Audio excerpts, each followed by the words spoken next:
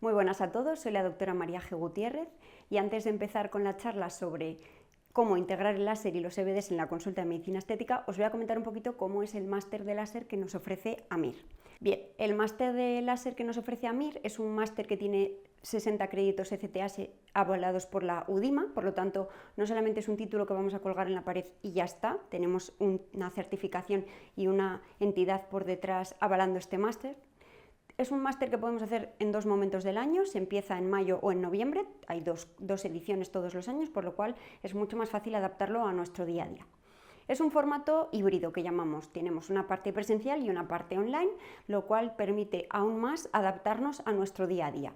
La parte presencial será aquella para las prácticas, ya que no hay otra forma de hacerlo y es una de la magia más importante que tiene el máster de AMIR son sus prácticas. Y por otro lado, la parte de contenido teórico y todas esas formaciones extra las podemos hacer de forma online a distancia.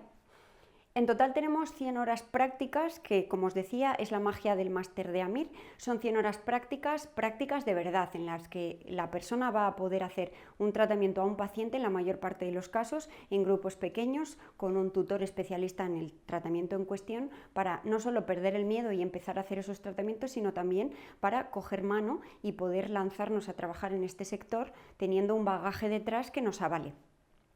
El equipo docente que tenemos en el máster es experto en cada una de sus especialidades dentro de la medicina estética, por lo tanto vais a estar formados con el mejor equipo y siempre a la última de las nuevas incorporaciones, técnicas, tratamientos, tecnología.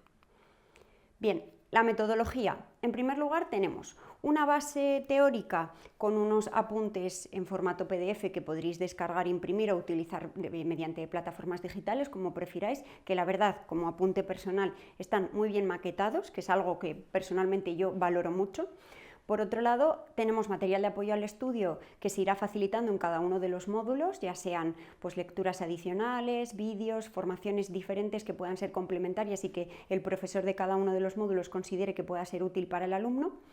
Después de cada módulo tendremos una evaluación tipo test online que también habrá que realizar de forma obligatoria, pero con la ventaja de que hay un plazo para hacerlo en unos días, por lo cual podemos hacerlo dentro de nuestro día a día en el momento que mejor nos encaje, ya que no es exactamente un día a una hora. Una vez hemos hecho la evaluación teórica del módulo, hacemos la parte de práctica presencial. Normalmente estas prácticas se organizan en fines de semana y se agrupan las prácticas de varios módulos para que tú organices cómo desplazarte, ir a esa práctica presencial y en un único día intentar sacarle la mayor rentabilidad posible a tu esfuerzo de haber venido a hacer las prácticas.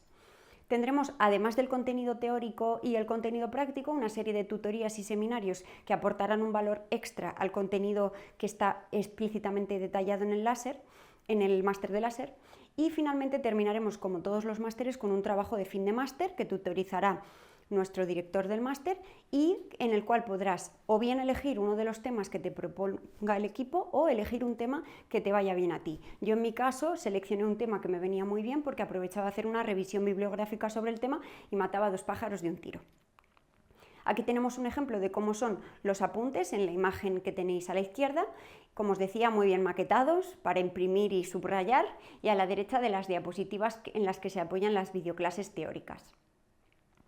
La metodología, más detalladamente, pues lo que os comentaba, se basa sobre todo en tener un contenido teórico básico que permita que los alumnos puedan tener un buen aprendizaje práctico, que es realmente lo que nos va a permitir empezar nuestra práctica diaria como médicos estéticos. Los grupos prácticos son muy pequeñitos, reducidos, lo cual permite que podamos tener una relación de tú a tú con el tutor que nos esté dando la práctica ese día y que podamos realizar tratamientos. De nada nos sirve asistir a una clase práctica en la que hay 25 alumnos y solo van a poder inyectar 2 de ellos. Se realizan en fin de semana, como os decía, de tal manera que optimizamos el tiempo y las técnicas se aplican en pacientes reales en la mayor parte de formaciones. Hay algunas en las que se aplican sobre modelos pues por motivos concretos de cada una de esas prácticas. Aquí tenemos imágenes de las prácticas. En el máster de láser tenemos el privilegio de contar con poder hacer las prácticas en la clínica del doctor Adrián Alegre, que no solo tiene todos los juguetitos, sino que además nos va a enseñar las últimas novedades, los últimos protocolos y vamos a poder aprender esos tratamientos de láser y EBDs para poder aplicarlos al día siguiente en la consulta con nuestros pacientes.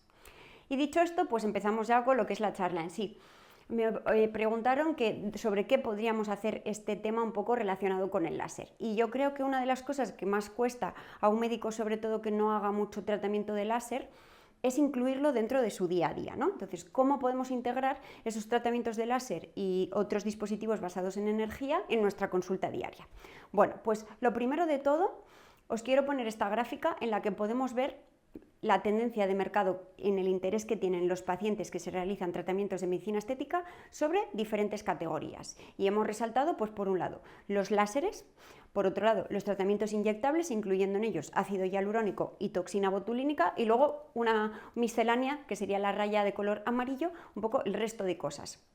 Entonces, esta gráfica se ha elaborado basándose en los historiales de búsqueda de los pacientes o de los potenciales pacientes interesados en medicina estética desde el 2015 hasta el 2025. Y en estos años se ha visto que hay un aumento en la demanda de los tratamientos de láser, hasta que ha habido un momento que ha sido entre el 2023 y el 2024 en este momento clave en el que ha habido un interés mayor por los tratamientos de láser y EVDs que por los clásicos inyectables que venían siendo los dominantes en la consulta. La cuestión es que si proyectamos esto a los próximos años, hasta 2035, lo que se espera que ocurra es que los tratamientos de láser y EVDs no solo superen cuantitativamente a los tratamientos inyectables, sino que además sean el principal motivo de consulta de los pacientes, lo primero que nos demanden cuando vienen a la consulta. Por lo tanto, es fundamental que no solo sepamos de láseres y de tecnología en general en medicina estética, sino que aprendamos a integrarlo en nuestra consulta diaria, porque si no vamos a perder un volumen de pacientes significativo. Bien, antes de nada y antes de poder plantearnos cómo integrar los tratamientos de láser y EVDs en la consulta, tenemos que saber qué tipo de médico estético somos, porque en función del tipo de médico estético que seamos, tendremos mayor facilidad o no para integrar según qué tratamientos en el día a día, cuando ya hemos aprendido a hacer las cosas de una manera y hacerlas de una forma distinta nos va a costar un esfuerzo extra. Bien, en primer lugar tendríamos los médicos superespecialistas, que son los médicos que podríamos llamar inyectores. Son médicos que en el 99% de su tiempo en la consulta se dedican a realizar tratamientos inyectables con rellenos, inductores de colágeno y toxina botulínica. Bien. El segundo tipo de médico estético es lo que yo llamo médico de atención primaria en medicina estética. Es ese médico estético que hace un poco de todo, quizás está especializado en algunas categorías, pero que es el referente en el que se basa su paciente para después decidir qué tratamiento se hace, ya sea en su propio centro o en otros centros. Es el médico al que los pacientes dicen: me han recomendado que me haga no sé qué, pero hasta que no me vea mi doctora y me diga lo que tengo que hacer, yo no me hago nada. Este es un poco el objetivo al que deberíamos llegar todos. Aunque seamos médicos especializados en uno o dos tratamientos, deberíamos tener un dominio del resto de tratamientos suficiente como para que nuestros pacientes confíen en nosotros y nos pregunten a nosotros qué hacerse. Aunque no se lo vayamos a hacer nosotros, lo vaya a hacer alguien de nuestro equipo o lo vayamos a derivar a otro centro. El tercer tipo de médico sería el médico zona de confort. Este médico estético es un médico estético que ha llegado a la medicina estética como un complemento en su día a día, va a mantener su actividad en la seguridad social o incluso actividad privada en su especialidad original. La medicina estética es un complemento para él, sobre todo a nivel económico, y no se plantea centrarse en la medicina estética como principal fuente de ingresos. Bien. En este tipo de médicos lo que predomina es que tienden a quedarse con los tratamientos que dominan y van más allá de su zona de confort porque realmente no lo necesitan, no tienen una ambición de ir más allá. Este tipo de médicos pueden tener un cierto volumen de pacientes, pero la posibilidad que tengan de crecimiento está muy limitada, primero por la inversión en tiempo, la inversión en formación que va a estar limitada y segundo porque a sus pacientes les van a ofrecer una cartera de servicios también limitada. El cuarto tipo de médico es el médico que trabaja en otra especialidad, pero que tiene cierta afinidad a la medicina estética dicha especialidad. Como nos puede pasar, por ejemplo, en la endocrinología, nos pasa en la ginecología, son especialidades médicas convencionales, pero que cada vez tienen más relación con la medicina estética. Y esto puede hacer que profesionales de esos sectores se formen y aprendan en medicina estética para poder dar a sus pacientes un servicio mayor. En general, dentro de estos 4 subtipos de médicos estéticos, todos ellos deberían ser conocedores de los tratamientos con láser y EVDs porque, ya lo realicen o no, sus pacientes les van a preguntar por estos tratamientos en consulta. Bien, este es el mensaje más importante de la presentación. No solo tenemos que saber de tecnología para ejecutarla, sino también para pautarla. ¿Cómo le vamos a explicar a nuestro paciente al que solo le hacemos el Botox y el hialurónico que se tiene que hacer un láser ablativo si no sabemos explicarle qué resultados va a tener, cómo va a ser su posttratamiento, qué esperamos después de una sesión? Todo eso va a ser fundamental para que el paciente no solo confíe en nosotros y se haga el tratamiento, sino para que podamos tener una idea general de cómo va a mejorar ese paciente y darle una hoja de ruta, que es lo siguiente más importante. Los pacientes no vienen a hacerse un tratamiento puntual y no vuelvo a verlo, y de hecho el objetivo no es ese.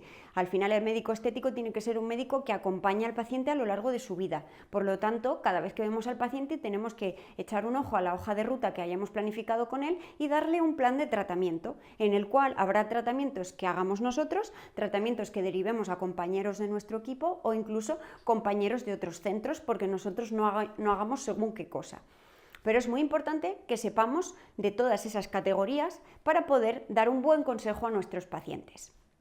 Bien, ¿qué opciones de tratamiento tenemos? Vamos a categorizarlo todo un poco dentro de grandes grupos de tratamientos para poder simplificar. En primer lugar, tendríamos los tratamientos para el skincare, que esto es algo que muchos médicos estéticos dejamos de lado en el día a día porque damos por hecho, bueno, pues que tampoco nos va a suponer ningún beneficio, que el paciente ya tendrá su rutina o que vaya pérdida de tiempo, que son algunos de los comentarios que oigo a compañeros cuando hablamos del tema. Y deciros que el tratamiento que hacen los pacientes en casa todos los días es la base de mantener un buen resultado a largo plazo. De nada nos sirve hacer tratamientos para eliminar manchas a un paciente que luego no usa el protector solar a diario. Por lo tanto, es importante tener claro que los pacientes deben irse de nuestra consulta con una rutina de skincare adaptada a el nivel de compromiso que tenga el paciente con su rutina. No podemos ponerle a alguien que solo se lavaba la cara con el champú en la ducha una rutina de 8 pasos. Y obviamente tampoco podemos simplificar a limpieza y protección solar a un paciente de la generación Z que tiene un baño lleno de productos que ha visto en TikTok. Entonces tenemos que aprender a detectar eso. ¿Cuáles serían los básicos dentro de la rutina que debemos establecer? Pues limpieza y protección solar es lo mínimo que tiene que tener todo paciente. Si podemos dar un pasito más, los transformadores serían ideales, retinoides y ácidos exfoliantes, y luego podemos plantear tratamientos optimizadores como péptidos, antioxidantes, etc. Segunda categoría de tratamientos, pues serían los CBDs, y aquí es auténticamente una miscelánea de cosas, porque dentro de tratamientos con dispositivos basados en energía tenemos todo un mare magnum de cosas, ¿no? Pero en general tendremos que clasificarlos en tratamientos que nos permitan mejorar la textura cutánea, estimular la producción de colágeno, y los tratamientos que nos permitan uniformizar el tono de la piel, ya sea para reducir rojeces o reducir manchas. Con esas tres ideas un poco generales podemos saber qué tipo de tratamientos necesita nuestro paciente, aunque no sepamos el nombre del dispositivo concreto que vaya a necesitar. Los inductores de colágeno que dan un efecto de volumen, este tipo de tratamientos son los más demandados ahora mismo porque hay un incremento en el interés en los inductores de colágeno inyectables, y prácticamente todos, a excepción de los polinucleótidos, dan cierto grado de volumen, aunque este sea mínimo. La población cada vez está más interesada en los mismos y es importante que tengamos claro que hay que utilizarlos, pero hay que utilizarlos bien para evitar sobrecargar de volumen a los pacientes, y también teniendo en cuenta que los inductores de colágeno no tienen antídoto, es decir, si tenemos un efecto adverso con uno de estos tratamientos, no tenemos la hialuronidasa como nos ocurre con el ácido hialurónico. Los inductores de colágeno no voluminizadores, que aquí podríamos meter dentro de esta categoría a dispositivos o EBDs que permiten estimular la producción de colágeno sin dar volumen, que es lo que nos permite la tecnología. También tenemos inductores de colágeno inyectables que no dan volumen, como por ejemplo los polinucleótidos. Y la última categoría serían los rellenos y la toxina.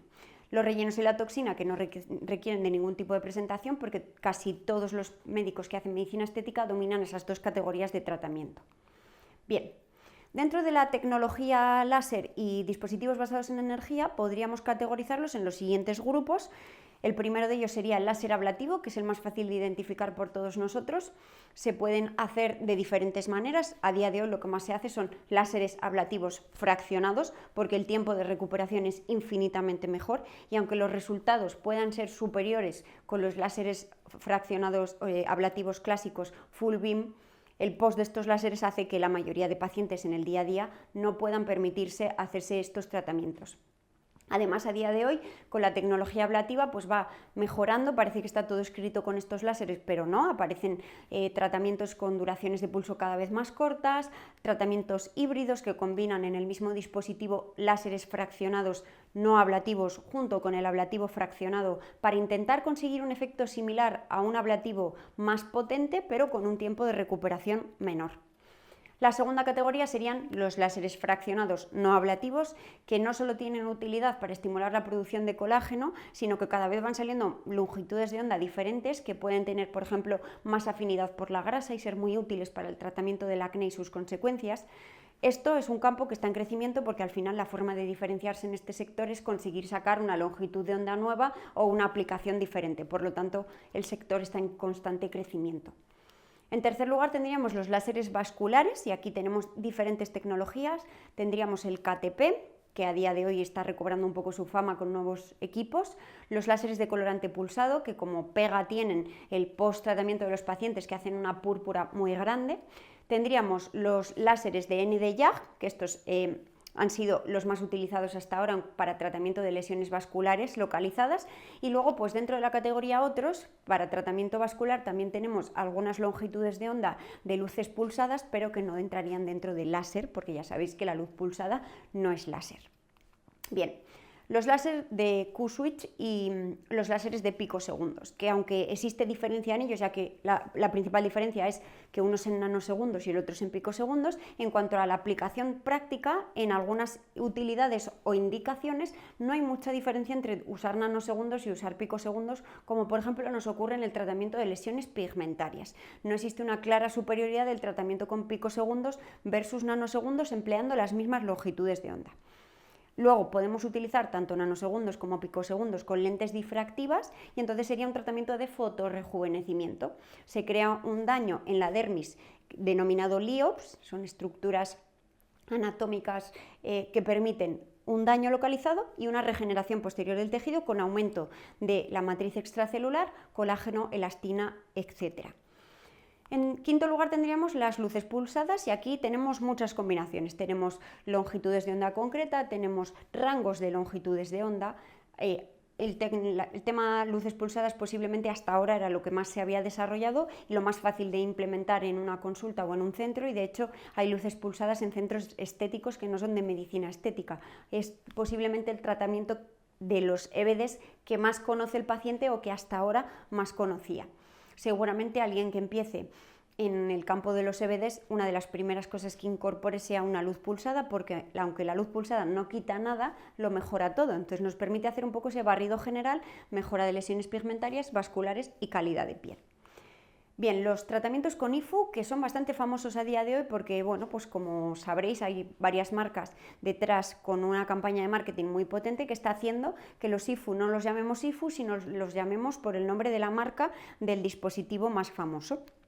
Y de hecho esto está haciendo que los pacientes vengan a la consulta a pedirnos el tratamiento con el IFU concreto. No nos pidan un tratamiento de IFU o no nos pregunten, oye, ¿qué opinas de los IFU? No, nos preguntan qué opinamos de X o de Y marca. Esto tiene sus ventajas y sus inconvenientes. La ventaja es que, bueno, pues todo lo que expanda el conocimiento y facilite que al paciente le llegue la información sobre los tratamientos va a ser beneficioso. El inconveniente es que si nosotros disponemos de un equipo distinto, que no tiene por qué ser peor, sino que es de otra marca diferente, va a ser difícil que un paciente que viene buscando una marca se haga un tratamiento con un IFU que no sea el de la marca que él buscaba. El séptimo tipo de tratamiento sería la radiofrecuencia fraccionada con microagujas, que le pasa un poco lo mismo que a los IFU. Es un tratamiento que lleva existiendo mucho tiempo, pero que en los últimos años ha sido más famoso porque una marca concreta que fabrica un tipo de dispositivo de radiofrecuencia fraccionada con microagujas ha metido mucho dinero en tema marketing y casi todos los pacientes que buscan radiofrecuencia fraccionada con microagujas preguntan por el nombre concreto de esta marca. También el hecho de que el nombre completo de la radiofrecuencia sea tan largo, pues hace que tendamos incluso los profesionales a utilizar abreviaciones como microagujas o incluso la marca del dispositivo. El endoláser también muy famoso a día de hoy. El endoláser en España lleva existiendo muchos años, pero en España en los 2 últimos años ha tenido un crecimiento brutal. La marca que lo comercializa en España, dentro de la única que tiene aprobación por la FDA, ha doblado la venta de equipos en los últimos 2 años, lo cual nos hace pensar que no solo hay una demanda por este tratamiento, sino que además hay un interés por los médicos en realizarlo. El endoláser es una fibra óptica con un láser de diodo que se aplica de forma subcutánea. Se puede utilizar para retensado, se puede utilizar para tratamiento de grasa localizada y también lo podemos utilizar como inductor de colágeno, aunque obviamente más invasivo. Por último tendríamos la categoría miscelánea de todo lo demás que tenemos en EBDs, pero he intentado reflejar los más importantes o por lo menos los más famosos.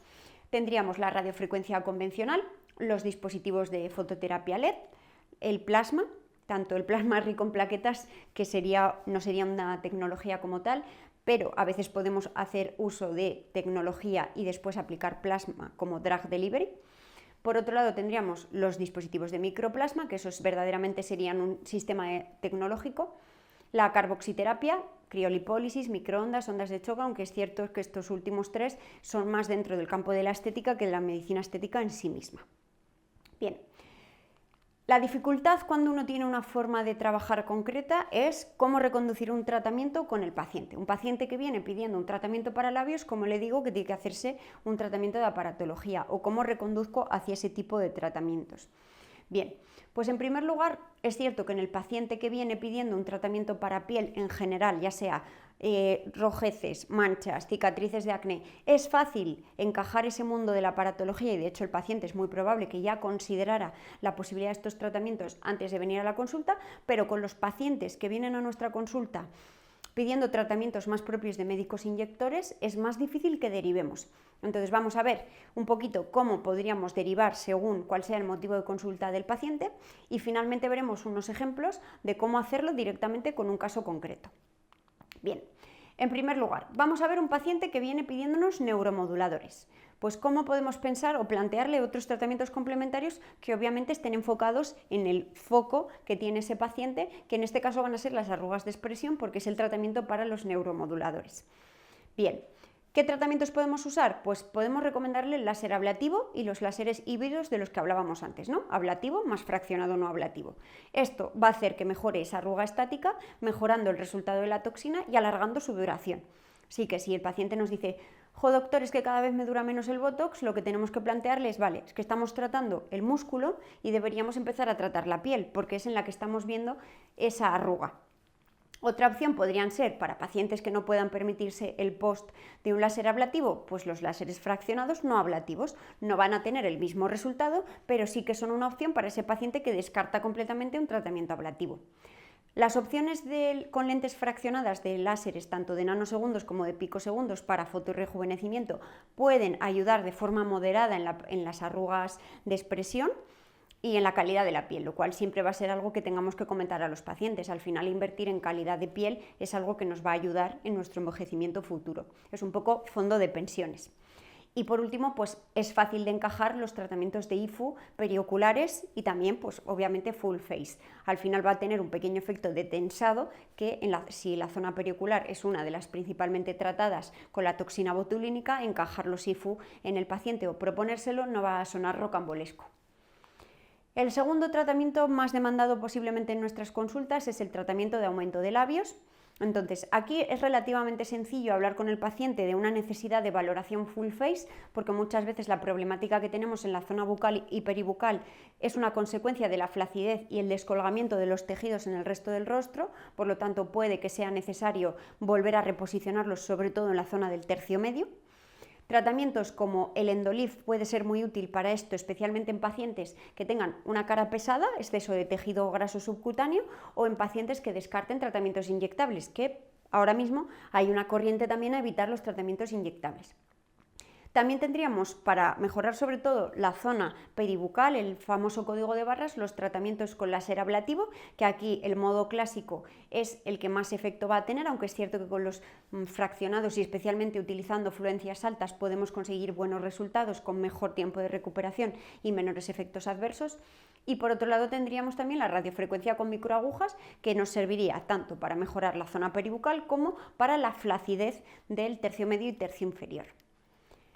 Tercera hipótesis, paciente que viene consultando por mejoría de la ojera. Bien, En estos casos, si en esa ojera tenemos cierto exceso de piel, incluso aunque hubiera una bolsa de indicación quirúrgica, el láser ablativo nos va a ayudar mucho. Primero, porque si el paciente termina operándose, va a mejorar el resultado de esa cirugía. De hecho, muchos cirujanos realizan láser ablativo inmediatamente después de la cirugía de blefaroplastia superior en el párpado inferior.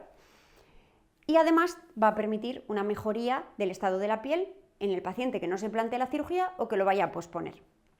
Tendríamos opciones sobre todo enfocadas en la coloración, que suele ser un motivo de consulta frecuente.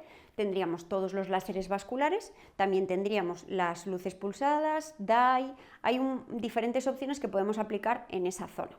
Y no nos olvidemos de que muchas veces la ojera que vemos puede tener un componente de pigmento y puede tener un componente vascular, pero muchas veces es una ojera por un déficit de soporte en la región malar medial. Por lo tanto, siempre una valoración full face del paciente nos va a ayudar a mejorar el resultado. Cuarto escenario, paciente que viene preguntando por un full face o armonización facial. En estos pacientes es relativamente sencillo hacerles pensar que hay que tratar de forma global todo porque ellos ya vienen pidiéndonos un tratamiento global, entonces es fácil reconducir. En primer lugar, no dejar de lado la posibilidad de los neuromoduladores porque van a ir un poco de la mano de ese tratamiento full face con un efecto rápido, el paciente quiere un resultado rápido. Por otro lado, tendríamos, en el caso de una flacidez avanzada o de querer realizar un retensado y no abusar de tratamientos inyectables, podríamos considerar la posibilidad de hacer un endoláser previo al tratamiento full face. Podríamos realizar láseres fraccionados no ablativos, aunque aquí en este caso quizás yo lo plantearía más como un tratamiento fondo de pensiones para la piel que como un tratamiento en el que el paciente vaya a tener un resultado de antes y después en unos meses. Y luego los inductores de colágeno, que pueden ser una ayuda un poco a caballo entre ambos, ¿no? Vamos a tener una parte de voluminización con algunos rellenos especialmente y por otro lado ese tratamiento un poco de calidad de piel a largo plazo que el paciente va a ir notando poco a poco a medida que pasen las semanas después de realizar el tratamiento. El último escenario, paciente que viene pidiendo inductores de colágeno, que a día de hoy es algo que cada vez vemos más, pues porque a nivel de prensa se está hablando mucho de estos tratamientos, aunque un poco erróneamente porque he visto titulares en los que hablan de inductores de colágeno, la alternativa a la cirugía, y que todos sabemos que esto no es así. Es cierto que en el paciente que busca inductores de colágeno lo primero que hay que hacer es aclarar qué pueden mejorar y qué no con inductores de colágeno. Si el paciente lo que busca es un lifting, tenemos que explicar completamente de arriba abajo que los inductores de colágeno no van a hacer ese efecto. Sin embargo, si es un paciente que busca inductores de colágeno como ese tratamiento de quiero verme un poquito mejor y además invertir en largo plazo en la estimulación de colágeno y elastina en mi piel, perfecto. Va a ser un paciente fácil para derivarle a tratamientos con láser y EVDs, porque es un poco el objetivo que podemos conseguir con muchos de estos equipos. Como comentábamos antes, las lentes difractivas en los láseres nano y picosegundos, perfecto, van a ser ideales para este tipo de pacientes.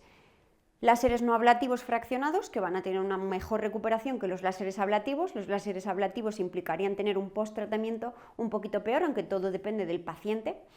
Los tratamientos de luz pulsada con longitudes de ondas un poquito más altas que nos permiten llegar a capas un poquito más profundas y estimular la producción de colágeno mediante un calentamiento suave.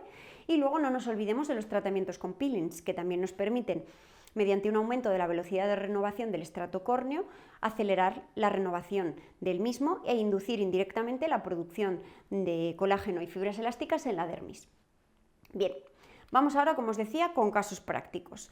La verdad es que todos están enfocados en pacientes que vienen reclamando un tratamiento inyectable, por lo que os comentaba antes. El paciente que viene pidiendo un tratamiento para la piel es muy fácil derivarle a tratamientos con láser o EVDs.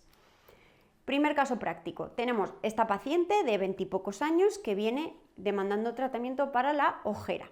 Bien, en primer lugar, tendríamos que valorar esa reposición de volúmenes profundos en la mejilla, en la región medial malar, porque en esta paciente hay un pequeño componente de déficit de grasa malar profunda de la mejilla. Por lo tanto, si no reponemos con un inductor de colágeno o con, mejor aún, un ácido hialurónico inyectado a nivel supraperióstico ese volumen, esta paciente puede mejorar su ojera con muchos tratamientos, pero no va a mejorar el volumen de esa zona. En esta paciente también podríamos plantear láser vascular para mejorar esa coloración ligeramente morada que nos indica que hay un pequeño componente vascular ahí. Tener en cuenta que En la ojera además se añade que la piel es muy fina y hay una transparencia del músculo orbicular que está en un plano muy superficial, la grasa subcutánea ahí es prácticamente virtual, por lo tanto se trasluce el mismo. No toda ojera que veamos rojiza o morada va a ser porque haya una congestión vascular ahí, también puede ser la propia coloración del músculo orbicular que se trasluce a través de la piel. En ella, pues no teniendo nada que ver con la ojera, se podría plantear un tratamiento para su caso de rosácea acné leve, porque aunque la paciente no haya venido a la consulta hablándonos de ello, es nuestro deber informarle de que tiene una patología leve en la piel que quizás con una cremita tópica pudiéramos mejorar. Que la paciente no quiere y que quiere solo su tratamiento de ojera, perfecto, pero que le sembremos la semilla de la posibilidad de ofrecerle ese tratamiento, porque quizás no nos lo ha preguntado porque no sabe que podemos tratárselo. ¿Qué opciones tendríamos con los EBDs en este campo? Pues sobre todo luz pulsada y láseres vasculares para ese componente de rojez difusa, y se podrían plantear también láseres ablativos para las marquitas de acné, aunque es cierto que en su caso son sobre todo eritemas postinflamatorios, rojez, que va a mejorar más con láser vascular e IPL que con láseres ablativos. Obviamente, pues en el caso que lo necesite, añadir un tratamiento tópico y tratamiento oral para ese caso de acné rosácea leve y no apoyarnos exclusivamente en la aparatología, lo que hablábamos al principio de que el paciente tiene que tener una rutina de skincare. Ahí. Bien, neuromoduladores, yo en su caso no lo plantearía de primera medida, priorizaría hablarles sobre el estado de su piel y la posibilidad de mejorarla tratándola, ya que tiene una patología leve. Pero si la paciente nos lo plantea, los neuromoduladores en su caso tendrían como objetivo ese efecto buena cara y no tratamiento de arrugas de expresión porque la paciente no los tiene. En último caso, pues una vez que el paciente ya entiende ese concepto de vale, tengo que invertir en calidad de piel para mejorar el envejecimiento de mi piel, tendríamos ese concepto de fondo de pensiones para la piel, y en una paciente como esta, pues no optaría por opciones muy agresivas como el láser fraccionado, salvo que tuviésemos cicatrices de acné significativas, y quizás opciones con una recuperación mejor como los láseres de nano y picosegundos con lentes fraccionadas o los láseres fraccionados no ablativos sería una opción ideal. Tratamiento que podría hacerse incluso pautado X sesiones al año para invertir en calidad de piel. Bien, en este caso tenemos a una paciente un poquito más mayor. Ella nos reclama un tratamiento para rellenar el surco nasogeniano porque empieza a tener signos de envejecimiento. Y como este es el motivo de consulta de nuestra paciente, pues tiene que ser lo primero que abordemos con nuestra paciente. En primer lugar, ¿qué tratamiento tendríamos que plantearle para satisfacer su motivo de consulta? Puntos de soporte en tercio medio y tercio superior para corregir esa caída, esa tosis de tejidos en la zona del tercio medio y que causan el surco nasogeniano. Y en un segundo tiempo o en el mismo tratamiento, pero un poquito más tarde, relleno directo de la fosa piriforme. Bien, en esta paciente tendríamos que evitar en la medida de lo posible el relleno directo del surco nasogeniano porque es una paciente joven, está empezando a demandar un tratamiento que posiblemente sea su talón de Aquiles en cuanto a flacidez el resto de su vida, y si lo empezamos a rellenar corremos el riesgo de que poniendo exceso de producto a base de tratamientos repetitivos en el tiempo terminemos teniendo una migración del producto hacia la zona del joule, ya que en ese compartimento subcutáneo no tenemos ningún ligamento ni estructura que permita evitar el desplazamiento inferior del producto que pongamos subcutáneo en esa localización.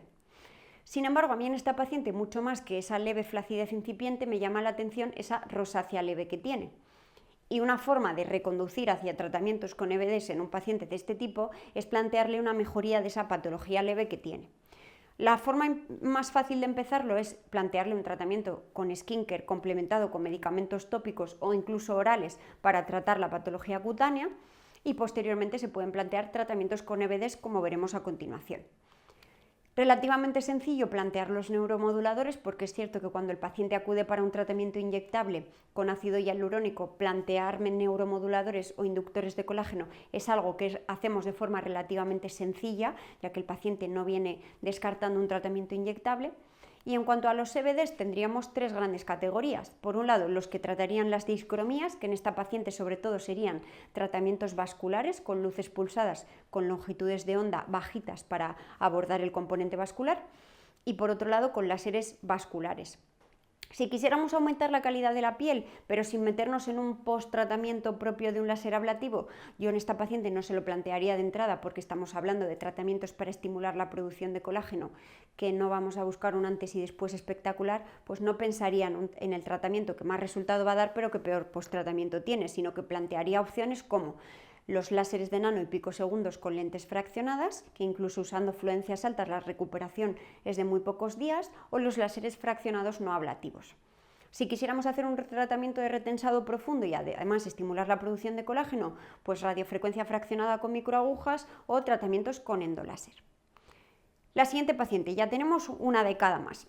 Esta paciente viene pidiéndonos tratamiento con Botox y este caso lo tenemos en la consulta con mucha frecuencia. Paciente que tiene arrugas que ya no son de expresión, sino que son auténticas cicatrices marcadas en la piel, que ha oído que el Botox trata las arrugas y viene pidiéndonos tratamientos con neuromoduladores. En estas pacientes hay que reconducir desde el principio porque todos sabemos que haciendo un tratamiento con toxina, por perfecta que lo hagamos, vamos a tener un problema y es que las arrugas de la glabela no van a desaparecer porque ya tienen una profundidad del calibre de las cicatrices. Por lo tanto, pues ya tenemos que hablar con ella desde el principio, lo cual nos va a facilitar el abrir la posibilidad de los tratamientos con EBDs. Bien, con la toxina también el peligro en esta paciente de que tenemos una ligera blefarochalasis, es decir, exceso de piel en el párpado superior e incluso un leve componente de ptosis de la ceja. Por lo tanto, un tratamiento con toxina botulínica agresivo en el frontal va a empeorar esto, va a hacer que la paciente se note la mirada más cerrada y va a hacer que la paciente no quiera ponerse este tratamiento en más ocasiones. Así que habría que plantear o un tratamiento 2 zonas, glabela pata de gallo, o realizar un tratamiento del frontal infradosificando y haciendo una línea de seguridad mucho más alta de lo habitual. Eso implicará que las arrugas frontales no van a desaparecer por completo, pero por lo menos con eso garantizamos que haya una seguridad en cuanto a evitar un resultado peor que el que tenía el paciente antes de tratarse, que al final tiene que ser siempre nuestro objetivo con la toxina.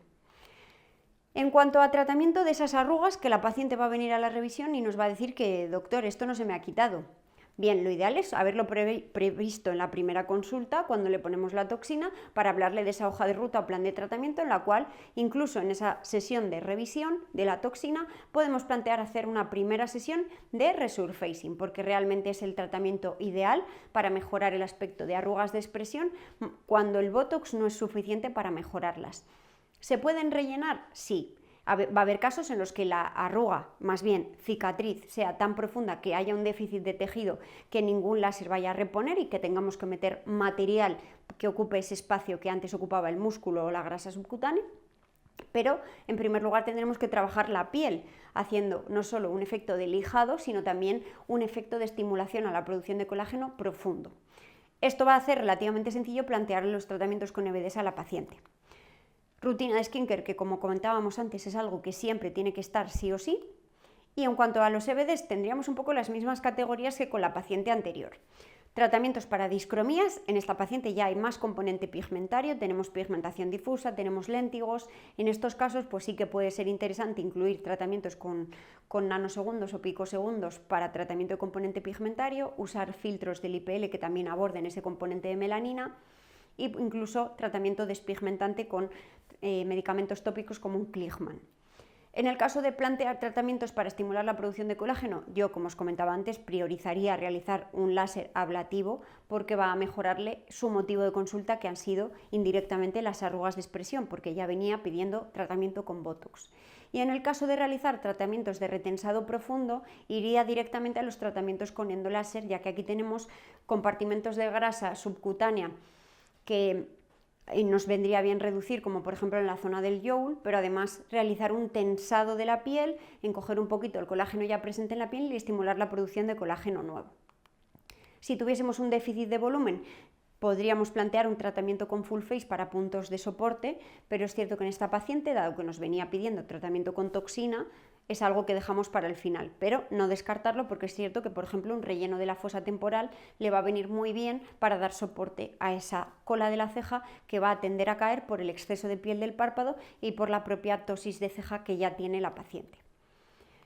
Vamos con el último ejemplo. Esta paciente, que ya es mucho más mayor, esta paciente acude directamente pidiendo tratamiento para mejorar la flacidez. El mejor consejo que podemos darle a esta paciente es el de tratamiento quirúrgico, porque obviamente todos tenemos claro que en este caso tenemos una indicación quirúrgica. ¿Qué ocurre? Que muchas pacientes de esta edad no se plantean una cirugía, sin embargo sí que quieren hacer cosas que las permitan mejorar. En primer lugar, el plan de tratamiento ideal con esta paciente, partiendo de que el post-tratamiento o la inversión económica no fueran una limitación. Pues primero realizaríamos un resurfacing agresivo con CO2. Esto ayudaría a mejorar la superficie cutánea, las lesiones pigmentarias, la textura cutánea, estimular la producción de colágeno y en un segundo tiempo realizar un tratamiento con endoláser para tratar esa grasa subcutánea en zonas localizadas que nos puede estar dando peso, como ocurre en el surco nasogeniano o en la zona del jowl, y tensar la piel desde un plano mucho más profundo que a donde podemos llegar con los láseres ablativos. Una vez tengamos la piel estirada y preparada, podríamos valorar qué compartimentos grasos profundos están deficitarios y tratarlos de forma estratégica, evitando dar peso o volumen en aquellas zonas que ya lo tienen y simplemente tratando a nivel supraperióstico esos puntos de soporte del tercio medio y del tercio superior que van a permitir que la paciente se vea rejuvenecida. En cuanto a skincare, yo priorizaría tratamientos con despigmentantes tópicos que nos ayudarán no solo a mejorar el resultado del láser, sino además a evitar las complicaciones, que una de las más frecuentes que tenemos con los láseres de resurfacing es la hiperpigmentación postinflamatoria. En estas pacientes normalmente no quieren rutinas de skincare muy elaboradas o muy largas, por lo tanto también pues ir al sota caballo rey nos va a ayudar.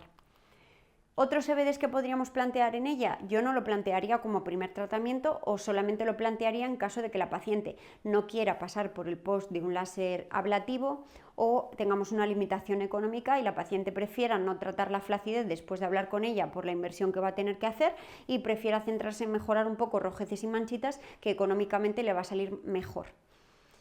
Aunque como os digo, yo priorizaría lo que tenéis en la diapositiva como paso 1 y paso 2. Dentro del resto de BDs, ¿con qué puede notar algo la paciente? Pues tratamientos enfocados a mejorar discromías, agresivos, porque si no, no vamos a tener resultado, radiofrecuencias con microagujas, en lo cual en el cuello puede ser especialmente significativo el resultado, siempre, como os digo, segunda línea, porque la primera línea es lo que os pongo arriba en la diapo, y los láseres no ablativos, pues dentro de esto podríamos usar IPL, láseres vasculares, láseres de nano o picosegundos para tratar el componente pigmentario. No mejoraríamos la flacidez, no mejoraríamos las arrugas, pero sí la uniformidad del tono. Valorar en estos pacientes los neuromoduladores, porque muchas veces nos pueden preguntar por ellos y la verdad es que la utilidad es limitada. Yo plantearía utilizar neuromoduladores en esta paciente con las mismas restricciones que en la anterior en cuanto a su blefarochalasis y tosis de la ceja, pero una vez que hayamos hecho el láser ablativo y si hemos tenido una mejoría suficiente de la arruga, porque si no va a ser un tratamiento con el que la paciente no note ningún efecto o por lo menos no en las primeras sesiones. Y en general, con este tipo de pacientes tenemos o debemos evitar los tratamientos que hemos llamado a lo largo de la presentación fondo de pensiones, porque son pacientes que ya están cobrando su pensión, por lo tanto no podemos decirle, no, mira, te tienes que hacer este láser todos los años y dentro de 15 años tendrás la piel mucho mejor y habrás envejecido menos. No tiene ningún sentido porque esta mujer te puede decir que dónde estará ella dentro de 15 años. Entonces, en general, en este tipo de pacientes lo más importante es reconducir desde la primera consulta porque a veces vienen con una información muy contradictoria a la consulta sobre qué cosas se pueden conseguir y no con medicina estética, sobre cuál es la inversión en tiempo que tienen que hacer porque muchos de estos tratamientos tienen un post-tratamiento malo, incluso los láseres no ablativos enfocados en mejorar discromías en esta paciente va a tener una semana de recuperación con pequeñas costritas y rojeces, por lo tanto es algo que la paciente tiene que saber desde el minuto 1 y lo más valioso en estos casos es ser sincero con ellos, porque a veces por no perder la venta de un tratamiento que vamos a hacerle nosotros, como pudiera ser un resurfacing, no le comentamos a la paciente la posibilidad de que es una paciente quirúrgica, porque en esos casos el plan de tratamiento cambia y aunque muchas veces damos por hecho que el paciente va a descartar el tratamiento quirúrgico, esto no tiene por qué ser así. Y aunque lo vaya a descartar, la decisión y la última palabra debe ser suya. Así que, dicho esto, os dejo por aquí mi QR a Instagram para cualquier pregunta que podáis tener. Puedo tardar en contestar, pero al final contesto.